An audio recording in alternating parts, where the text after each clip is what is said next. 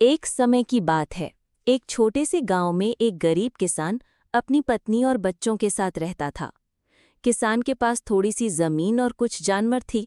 उसके आंगन में कई मुर्गियां भी रहती थीं, लेकिन उनमें से एक मुर्गी सबसे अलग थी। वो इतनी बड़ी और मजबूत थी कि गांव वाले उसे देखकर हैरान हो जाते थे। जब किसान बीज बोने खेत में जाता तो मुर्गी भी उसके पीछे पीछे चलती और कीड़े मकोड़े खाकर खेत को साफ कर देती। बच्चे जब खेल खेल में गिर जाते तो वो पास आकर अपने बड़े पंखों से उन्हें ढक लेती। इस वजह से पूरे गांव में उसकी बहुत इज्जत थी। लेकिन एक दिन गांव में खतरा आ गया। जंगल से एक चालाक लोमड़ी रात को चुपके से बाड़े में घुस आई। उसकी नज़र किसान की मुर्गियों पर थी। वो धीरे धीरे आगे बढ़ी और एक छोटी मुर्गी को पकड़ने ही वाली थी कि सब मुर्गियां डरकर शोर मचाते हुए भागने लगीं। तभी वो बड़ी मुर्गी सामने आ खड़ी हुई।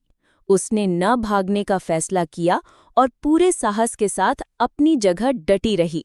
उसने अपने विशाल पंख फैलाए और जोर से कुकराकू की आवाज की। आवाज इतनी तेज थी कि पूरे गांव में गूंज उठी। लोमड़ी घबरा गई। उसे ऐसा लगा जैसे कोई बहुत बड़ा पक्षी उस पर हमला कर देगा। डर से उसकी आंखें फटी की फटी रह गईं और वो भाग खड़ी हुई।